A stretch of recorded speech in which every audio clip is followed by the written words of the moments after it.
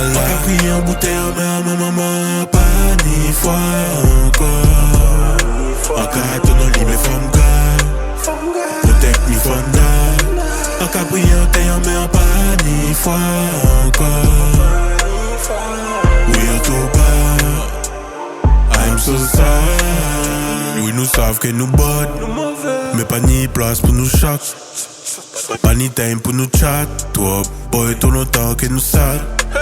Tout longtemps pour toi que nous affamés. Je vais bloquer les. Alors, il y a plusieurs raisons pour lesquelles j'ai décidé de perdre du poids. La première raison étant que je peine à m'habiller. Vous savez qu'en Guadeloupe, c'est très compliqué de s'habiller, surtout pour les personnes obèses. On va pas se mentir, en Guadeloupe, on représente presque la moitié de la population, hein, quand même. Hein. C'est beaucoup. En fait, c'est que j'ai failli mourir l'année dernière à cause d'une opération. Et j'ai très mal guéri parce qu'il faut savoir que il y a 2 ans et demi, j'ai appris que j'étais diabétique. Et en fait, il faut savoir que quand on est diabétique, on guérit très, très, très mal. Et donc, je suis diabétique de type 2. Il y a 2 styles de diabète. Il y a les diabétiques de type 1, il y a les diabétiques de type 2 et les diabétiques de type 1. Je résume en très, très gros. C'est ceux qui sont nés avec, donc ils l'auront toute leur vie. Diabétiques de type 2, c'est ceux qui l'ont eu après par la suite. Et moi, je l'ai eu après. Et les médecins m'ont tous dit qu'en fait, en perdant du poids, en ayant un style de vie plus sain, que je pouvais perdre ce diabète, en fait. C'est mes genoux ne supportent plus. Il faut savoir aussi que j'ai le syndrome OPK, donc je prends du poids plus que les autres, malheureusement. Et la troisième raison pour laquelle je souhaite perdre du poids, c'est pour pouvoir tomber enceinte. Parce que avec mon poids, je n'arrive pas à tomber enceinte, malheureusement. Et donc, j'espère perdre du poids pour pouvoir enfin réaliser mon rêve.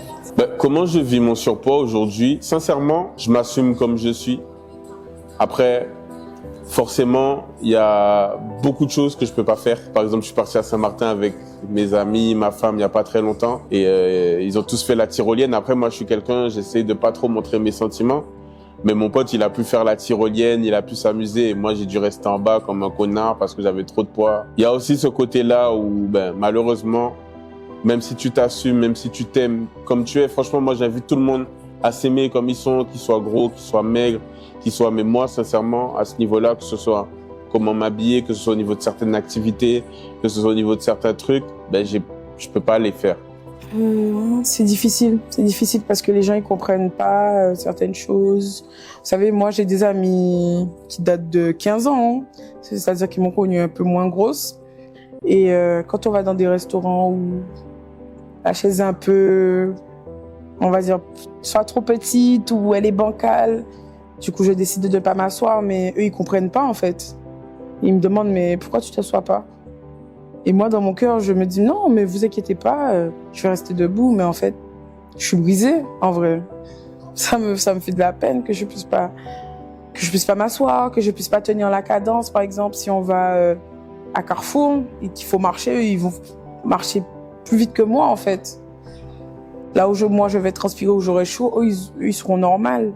Et ils comprendront pas pourquoi je suis comme ça. En fait, il faut savoir que depuis que je suis tout petit, on m'a toujours dit que j'étais en surpoids.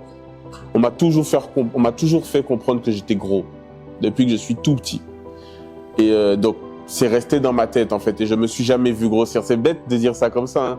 Mais on m'a tellement toujours traité de gros là, en fait, que je me suis jamais vu grossir. En fait, je me suis jamais rendu compte que je prenais du poids parce que pour moi, dans ma tête, oui, je suis gros, j'étais gros, en fait. Et quand je revois ces photos de quand j'étais petit, je me rends compte, en fait, que j'étais pas gros. En fait, j'étais un peu potelé, comme on pourrait dire. Mais j'étais pas gros. Donc, c'est les gens qui m'ont créé un complexe que je n'avais pas, en fait. Les gens, ils m'ont créé un complexe que je n'avais pas à force de me dire, oui, perds du poids, fais du sport, machin. Et du coup, dans ta tête, toi, t'es gros, donc tu te rends pas compte que tu manges trop, que tu machin. Après, il faut savoir aussi que l'obésité, entre guillemets, c'est une maladie, en fait. C'est une maladie qui découle de plusieurs choses et qui crée plusieurs choses. Mais mon avis personnel, c'est que l'obésité, c'est une maladie qui déclenche d'autres maladies, qui déclenche des maladies mentales, qui déclenche des maladies, même au niveau du corps, du cholestérol, du machin. C'est une maladie. Et en fait, les gens qui vont te blâmer parce que t'es gros, ils se rendent pas compte que t'as pas choisi d'être gros, poteau. Tu comprends? T'as pas choisi d'être gros, t'as pas choisi... Je me suis pas levé un matin, je me suis dit, je vais bouffer tout ce qu'il y a. C'est pas ça, en fait. C'est juste que psychologiquement, ça va pas, tu manges un petit chocolat, ça te fait du bien, tu machin, ça devient le truc qui te permet d'aller un peu mieux, machin, voilà, sincèrement, c'est un roulement et c'est une maladie. Faut arrêter de blâmer les gens qui sont gros. Oh, avec mon mari, à la base, ça n'avait rien à voir comme challenge. Au début, on va pas se mentir, je vais être honnête, on avait décidé de se faire opérer. On voulait faire la sleeve il y a quelques années. À chaque fois, il y a quelque chose qui allait pas. À chaque fois, on n'arrivait pas à aller voir les médecins. C'était compliqué. Faut savoir que c'est un parcours qui est assez long, assez compliqué.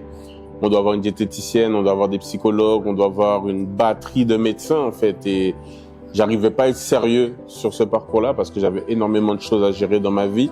Et surtout, je pense que c'est des parcours que tu dois entamer une fois que tu es prêt, en fait, psychologiquement. Tant que t'es pas prêt psychologiquement, je pense que ça sert. C'est pas ces parcours-là qui vont t'aider à être prêt. Faut être prêt avant de les faire. Et je pense tout simplement que j'étais pas prêt. Bien sûr qu'on va réussir le challenge. On a 12 mois.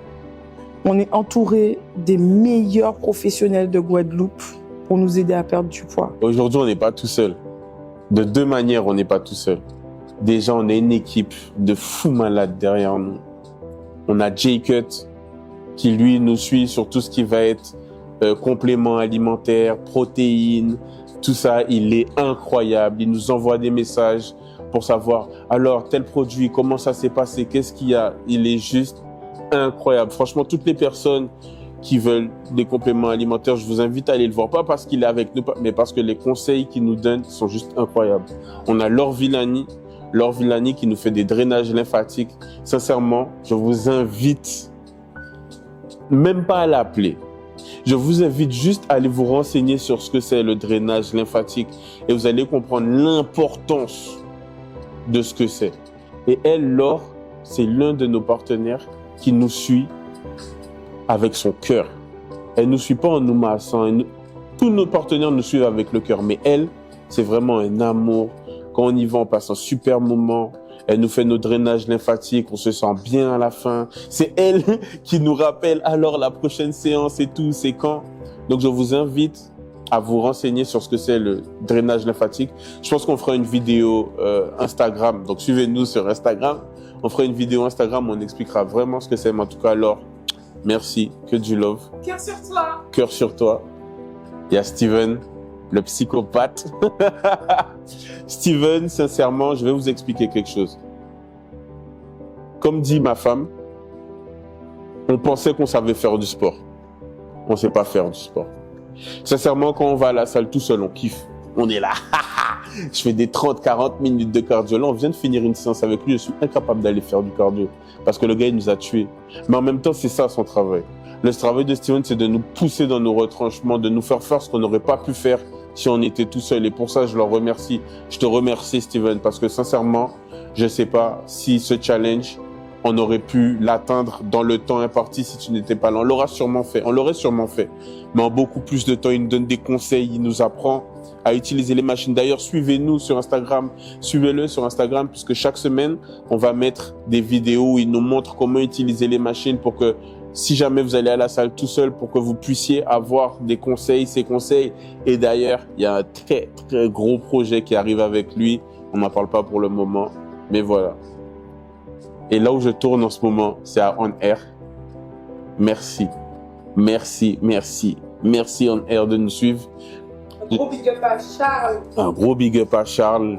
On va pas nommer plus parce qu'il va rester un peu à connaître tous ceux qui viennent à On Air, ils savent c'est qui Charles.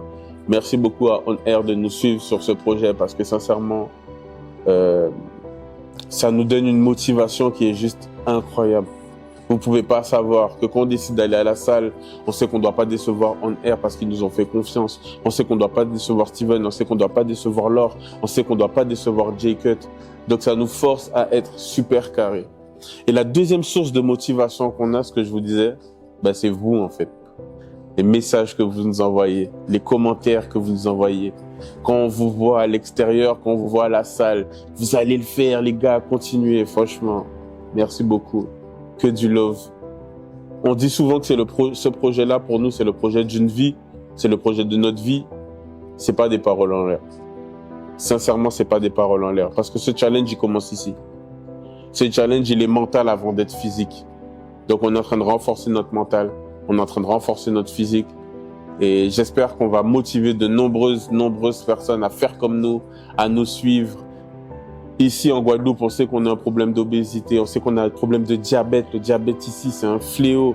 On sait qu'on a beaucoup, et j'espère que vous allez nous suivre dans ce parcours. Même sur tout ce qui est diabète, je pense que je vais vous montrer les médicaments que je prends, comment je vis la chose.